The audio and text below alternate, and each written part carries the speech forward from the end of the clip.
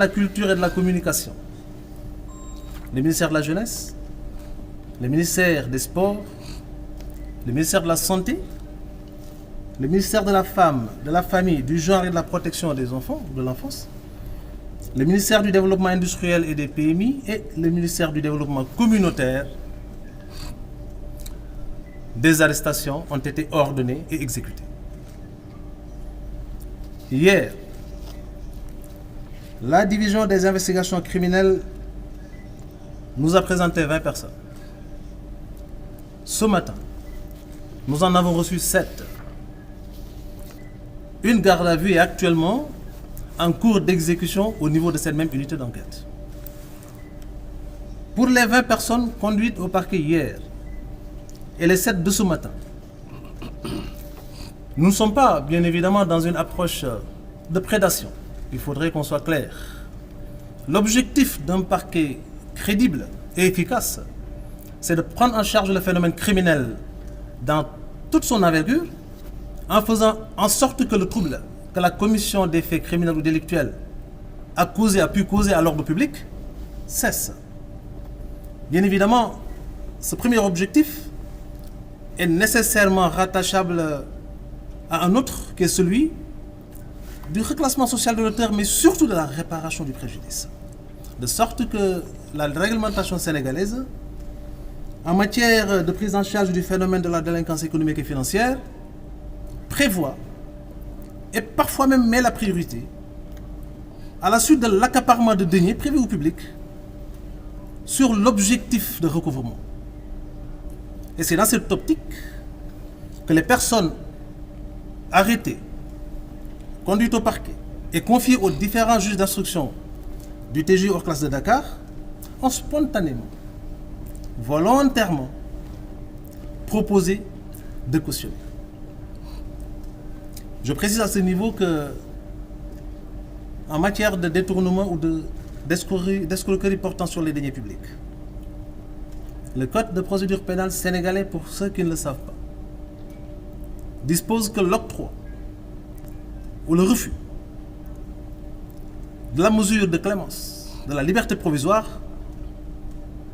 est assujetti à l'obligation préalable de rembourser intégralement les sommes qui font l'objet du détournement, ou de procéder à leur cautionnement, ou alors de faire valoir des contestations sérieuses. Si on ne parvient pas par ailleurs à faire établir un état de santé assez défaillant qui serait incompatible avec un maintien en milieu carcéral, même hospitalier.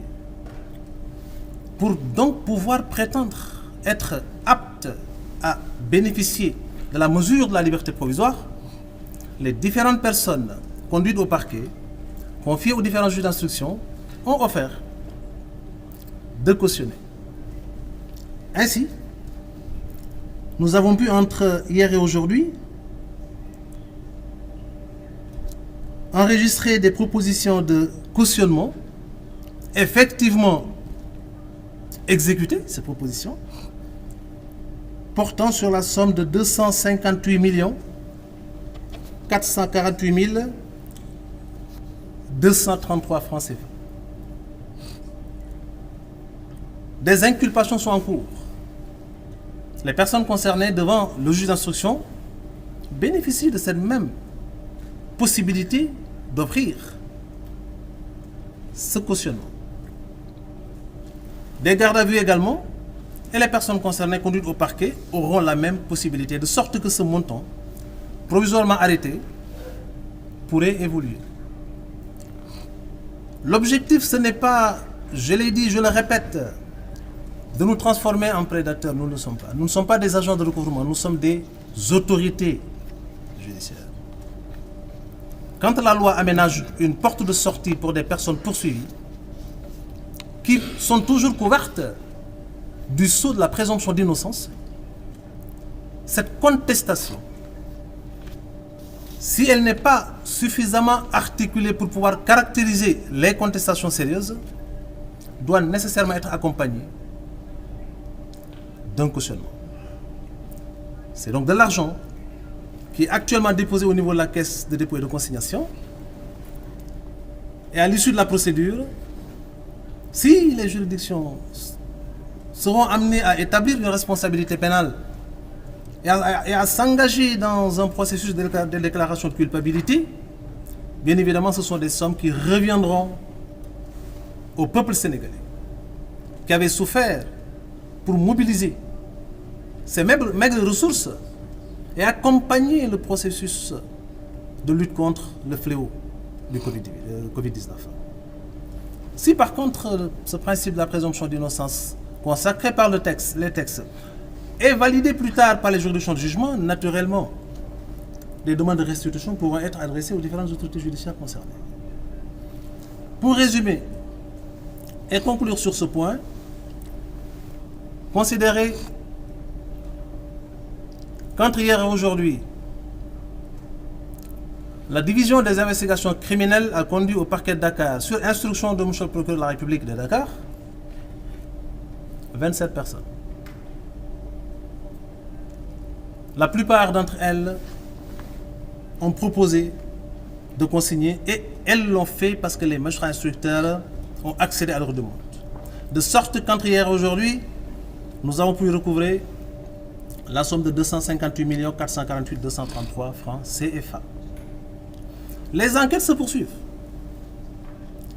Ces 8 rapports sont toujours en cours d'exploitation. Toutes les responsabilités seront situées.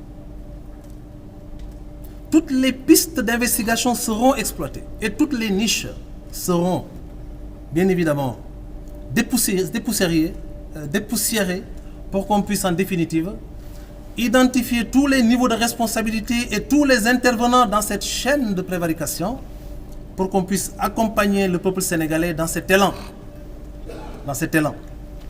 de lutte contre le fléau, bien évidemment, de la délinquance économique et financière.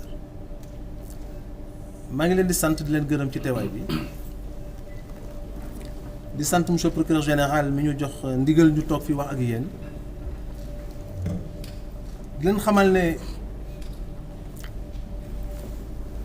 maa ngi tàmbali sama liggéey ci tribunal grande instance hors classe